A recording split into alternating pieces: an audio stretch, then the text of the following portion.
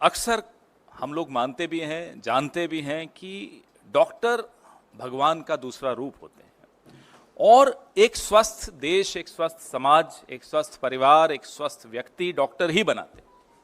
लेकिन अगर उस डॉक्टर को बनाने की प्रक्रिया अस्वस्थ हो जाए तो वो डॉक्टर कैसे एक स्वस्थ नागरिक को बनाएगा? मैं आंकड़े पीछे चलते रहेंगे, मैं साथ साथ बोलता रहूंगा ताकि आपको समझ में आए कि क्या हैं ये आंकड़े। नाम है नीट। कहीं से भी रिजल्ट देखने के बाद क्या आपको लगता है कि ये प्रक्रिया नीट है, ये प्रक्रिया साफ है, स्वस्थ है, स्वच्छ है? बिल्कुल नहीं लगता। अगर ये आप आंकड़े देखेंगे, 24 लाख बच्चों का भविष्य धूमिल हो रहा है, उस पर पानी फेर दिया गया है इस परीक्षा के माध्यम से। पहले क्या हुआ? तारीख बढ़ाते रहे, बार बार तारीख बढ़ा रहे थे और फिर पूरे सिस्टम की पोल 4 जून को खुल गई। 4 जून पर भी फिर आएंगे, पहले चर्चा इस पर कर लें। पूरे के पूरे 720 आउट ऑफ 720 आउट ऑफ 720, आप पीछे आपके सामने स्क्रीन पे जो आंकड़ा दिख रहा है वो देखिए। इसको 67 टॉपर्स थे जिसको 720 में से 720 अंक मिले इस साल। पिछले साल कितने थे, उसके पिछले साल कितने थे? ये तमाम आंकड़े ये विनीत जी ने हमारे रिसर्च करके मुझे दिया। ये बड़ी अच्छी रिसर्च इन्होंने की, ये आपको सारे आंकड़े इसमें दिखेंगे। पिछले 8 सालों में, चलिए पिछले साल का तो छोड़िए, पिछले 8 सालों में सिर्फ 7 ऐसे छात्र थे जो पूरे में से पूरे अंक लाए हों। 8 साल में 7 छात्र और 1 साल में 67 छात्र। यह अपने आप में चौंका देने वाला आंकड़ा है। शिक्षा मंत्री जी कोई जवाब नहीं। ये एक्स्ट्रा 2AB कहां से आया? प्रधानमंत्री की भाषा में अगर पूछें तो ये 2AB आया कहां से एक्स्ट्रा? उनको बड़ा शौक है इस तरह के इक्वेशन देने का। जयराम जी होते तो बड़ा मुस्कुराते इस बात को सुनकर, उनको भी बड़ा प्रिय लगता है ये उदाहरण। अब ये परीक्षा पे चर्चा से प्रेरणा मिली बच्चों को, ये तो हम मान नहीं सकते। परीक्षा पे चर्चा से हम में से किसी को कभी मिली है प्रेरणा प्रधानमंत्री से? लेकिन फिर घोटाला हुआ। ये कैसे साबित हुआ? बिहार में पुलिस ने पकड़ा, कई ऐसे लोगों को पकड़ा, आज वो हिरासत में हैं, जिन्होंने टेलीग्राम चैनल्स पे नीट के पेपर लीक किए थे। इसकी जांच में आगे क्या हुआ ये हमें नहीं मालूम। 13 आरोपी वहां गिरफ्तार हुए। वैसे ही गोधरा, गुजरात, बिहार भी का एक उदाहरण दे रहा हूं मैं आपको, अब गुजरात का भी उदाहरण दे रहा हूं। गोधरा में भी कोचिंग सेंटर्स के साथ मिलकर, एक पर्टिकुलर कोचिंग सेंटर था, उसके साथ मिलकर कैसे ये लीक हुआ। तो ये बिहार और गुजरात, ये एनडीए का गठबंधन क्या नीट डिजास्टर अलायंस हो गया है? एक उदाहरण बिहार से है, दूसरा उदाहरण गोधरा से है, प्रधानमंत्री जी की कर्मभूमि से है। सोचिए, इतना बड़ा घोटाला। कल माननीय सर्वोच्च न्यायालय ने सुनवाई की। एनटीए जो कि ये परीक्षा करवाता है, उसने लीपापोती की पूरी कोशिश की। क्या कहा? उन्होंने कहा कि जो 1563 बच्चों को टाइम लॉस की वजह से ग्रेस मार्क्स दिए, और एक माननीय सर्वोच्च न्यायालय की जजमेंट को कोट किया कि साहब इस जजमेंट में यह कहा है कि अगर बच्चों को टाइम लॉस होता है तो वो कैलकुलेट करके इन्हें ग्रेस मार्क्स दिया। उसी जजमेंट में यह स्पष्ट लिखा है कि इंजीनियरिंग और मेडिकल इसमें नहीं आते, इस कैटेगरी में नहीं आते, उनको इस तरह से टाइम लॉस के ग्रेस मार्क्स नहीं दी जा सकते। आप सोचिए कि जजमेंट तक को ट्विस्ट करके यह सरकार किस स्तर पर गिरकर लीपापोती कर सकती है, 24 लाख बच्चों के भविष्य को अंधेरे में डाल सकती है। यह हमने कल सुना और देखा। 4 जून को एक परीक्षार्थी और फेल हुआ था, 400 बोला, 240 लाया और 55 ग्रेस मार्क्स लेके सरकार बना के बैठा। वो 55 ग्रेस मार्क्स ही तो हैं। ये रिजल्ट 14 जून को आना था, इसको 4 जून को क्यों किया गया? यही सोचा कि आप लोग जो अभी व्यस्त होंगे, हम सब व्यस्त होंगे चुनावी नतीजों में, पूरा देश टीवी पे सिर्फ चुनावी नतीजे देख रहा होगा, तो ये एक बड़ा विवाद नहीं पैदा होगा, इसलिए 14 जून को 4 जून पे ले आया गया। ये तमाम सवाल हैं जिसके जवाब नहीं मिले हैं। अब माननीय सर्वोच्च न्यायालय के फैसले के अनुसार ग्रेस मार्क्स तो हटा दिए, लेकिन जो 24 लाख बच्चों के जहन में, के मन में, के दिमाग में जो सवाल उठ रहे हैं, उसका जवाब माननीय शिक्षा मंत्री तो दे नहीं रहे। वो तो स्तुति वंदन में लगे हुए हैं मोदी जी के, जैसा कि पूरा कैबिनेट लगा रहता है। अब 580 से ज्यादा नंबर, ये आंकड़े जरूर देखिएगा जब मैं बार बार, क्योंकि इसमें इन्होंने मेहनत की है विनीत जी ने, बहुत कायदे का ये आंकड़े, ये सिर्फ आंकड़े देख लें तो इस प्रेस कॉन्फ्रेंस की भी जरूरत नहीं है, इतने महत्वपूर्ण आंकड़े हैं ये। 580 से ज्यादा मार्क्स लेने वाले छात्रों के जो एग्जामिनेशन सेंटर हैं, हम ये मांग करते हैं कि उन एग्जामिनेशन सेंटर्स के साथ उनके नाम जारी किए जाएं, वो बहुत आवश्यक है।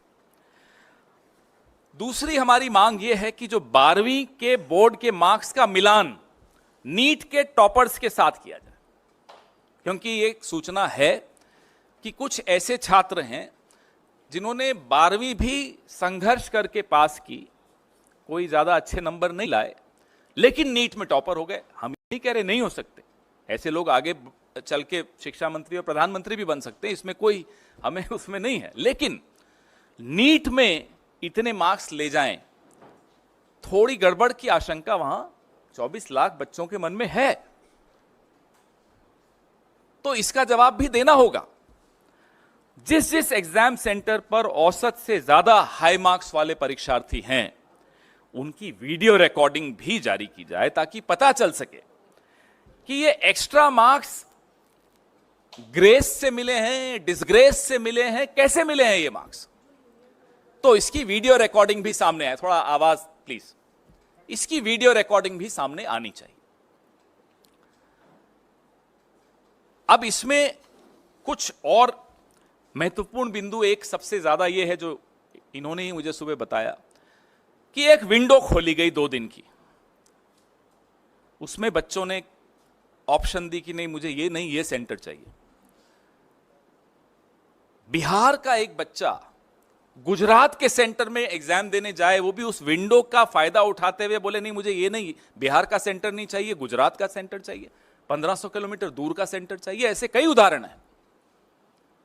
हम ये भी मांग करते हैं कि उन तमाम बच्चों की सूची भी सार्वजनिक की जाए जिन्होंने इस विंडो का लाभ उठाते हुए अपने सेंटर्स बदले, और ऐसे बच्चों की भी सूची सामने लाई जाए जो हैं राजस्थान के और जा रहे हैं केरला, उदाहरण दे रहा हूं, एग्जाम देने इतना दूर जा रहे हैं, ना उनके कोचिंग सेंटर के पास है वो सेंटर एग्जाम का, न उनका जहां वो रहते हैं वहां के पास है, तो इतना दूर जाने की क्या आवश्यकता पड़ी।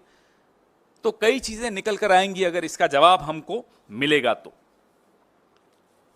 एक दुर्भाग्य यह भी है कि रेल मंत्री हो, शिक्षा मंत्री हो, गृह मंत्री हो और भगवान के अवतार खुद हो प्रधानमंत्री, कोई अकाउंटेबिलिटी नहीं लेना चाहता। जवाबदेही का जो एक संस्कृति थी इस देश में, वो लाल बहादुर शास्त्री जी की हो, वो माधवराव जी सिंधिया की हो, वो संस्कृति अब आपको बिल्कुल नहीं दिखती। चलिए इस्तीफा आप नहीं दे रहे, यूपीए के शासनकाल में सिर्फ आरोप लगते थे, बाद में झूठे भी साबित हो गए, आरोप लगते थे और इस्तीफा हो जाता था, जवाबदेही थी। आज वो मंत्री मुस्कुराते हुए आरोप हम पर सब पर लगाता है, इस देश के नागरिकों पर लगाता है कि मोटिवेटेड प्रोटेस्ट हो रहा है। थोड़े दिनों में देश विरोधी भी हो जाएंगे ये बच्चे, देख लीजिएगा, इनको राष्ट्र विरोधी कह दिया जाएगा जो प्रोटेस्ट कर रहे हैं। आत्महत्याएं हो रही हैं इन पेपर लीक्स को लेकर, और मंत्री मुस्कुराते हुए कहता है मोटिवेटेड प्रोटेस्ट है। कहां है वो जवाबदेही की संस्कृति? Where is that culture of accountability which we saw in the past Even in the UPA era, I am not going to Mr. Lal Bahadur Shastri and Mr. Madhavrao Sindhya ji. Even in the UPA era, we saw this. Just an accusation. And people would resign. Later, of course, those accusations were proved wrong. Yet, there were resignations, there was accountability, there was a respect for public opinion, there was respect for the media. अब वो कहां है सम्मान media का, वो सम्मान कहां है उन लोगों का जो सवाल पूछते हैं? आप इसी पर सवाल अपने सीमित रखिएगा तो उचित रहेगा। प्रेस रिलीज और ज्यादा विस्तृत है, इसमें और आंकड़े हैं, और मैं फिर से मेरे सहयोगी विनीत पुनिया जी को धन्यवाद देता हूं जिन्होंने आज सुबह सुबह ये आंकड़े मुझे दिए। जी, हमारी पहली मांग, जो कि हमें मालूम है बिल्कुल पूरी नहीं होगी, कि जो विश्व गुरु हैं आजकल शायद विदेश में हैं, वो अपना मुंह खोलें, इस पे कुछ बोलें। परीक्षा पे चर्चा करने वाले ढंग से पर्चा नहीं करवा पाते, तो हम उनसे मांग करते हैं कि वो अपना मुंह खोलें और इस पर कुछ बोलें। दूसरी मांग हमारी है कि जो 24 लाख उम्मीदवार 1 लाख सीटों के लिए बैठते हैं, इसमें 55,000 तो सरकारी मेडिकल कॉलेजेस की, ये छात्र अब सरकारी कॉलेजों में कैसे दाखिला ले पाएंगे? इस साल 600 अंक पाने वाले उम्मीदवारों की संख्या 80,468 है। इमेजिन, आप सोचिए, कल्पना कीजिए, 1 लाख सीटें हैं, 55,000 सरकारी सीटें हैं, 600 अंक पाने वाले 80,468 हैं। सरकारी में इनकी एडमिशन कैसे होगी? इसमें एससी, एसटी, ओबीसी, ये तमाम जो रिजर्वेशंस हैं, इन सब का भी क्राइटेरिया है। इस पे कोई, किसी के मन में कोई स्पष्टता नहीं है। हमारी तीसरी मांग है कि अगर सरकार का दावा है कि ये पूरी तरह से पारदर्शी परीक्षा है, तो पिछले साल और इस साल जो 580 से अधिक अंक प्राप्त करने वाले छात्रों का पूरा परिणाम एनटीए द्वारा सार्वजनिक किया जाना चाहिए। 580 से अधिक अंक प्राप्त करने वाले छात्रों के सेंटर्स क्या थे, एग्जामिनेशन सेंटर्स, वो भी सार्वजनिक करने चाहिए, ताकि पता चले कि वो छात्र अपने गृह स्थान से या अपने कोचिंग सेंटर के स्थान से कितना दूर जाकर एग्जाम दिया, और फिर कारण भी हमें जांच करने चाहिए कि क्यों इतना दूर गया। कुछ ऐसे छात्र हैं जो 1500 किलोमीटर दूर जाकर एग्जाम दे रहे हैं, क्यों दे रहे हैं? सेंटर आपके पास में ही है तो भी आप उस सेंटर पे नहीं गए। हमारी चौथी मांग है कि जो बोर्ड के एग्जाम्स हैं, 12वीं के एग्जाम्स विशेष तौर पे, उससे नीट के जो एग्जाम्स में जो अंक बच्चों को मिले हैं उसका मिलान किया जाए। जो टॉपर्स हैं, तथाकथित टॉपर्स जो हैं, उनके अंकों का मिलान बोर्ड के एग्जाम के रिजल्ट से किया जाए। क्योंकि ऐसी रिपोर्ट्स आई हैं कि बोर्ड एग्जाम में बड़ा संघर्ष करके वो पास हो पाए, नीट में टॉप कर गए। हमें आपत्ति नहीं है, कर सकते हैं, मेहनत की होगी, ये भी मान लेते हैं एक बार, लेकिन 67 लोग 720 में से 720 लाते हैं तो सवाल उठते हैं। कुछ सेंटर्स ऐसे हैं जिसमें सबसे ज्यादा ऐसे उदाहरण मिलेंगे आपको। अब गोधरा का मैंने आपको एक एग्जाम्पल दिया, बिहार में पकड़े गए 13 लोग अभी गिरफ्तार किए गए हैं कुछ वक्त पहले। हमारी पांचवी मांग ये है कि जिन सेंटर्स, जो सेंटर्स हाई स्कोरिंग सेंटर्स हैं, उनके वीडियो भी जारी किए जाने चाहिए, ताकि इस घोटाले की पूरी पहचान हो कि जो ओएमआर है, जो भरा गया था ओएमआर, उसका प्रतिरूपण हुआ था या नहीं, ये सच्चाई भी सबके सामने आनी चाहिए।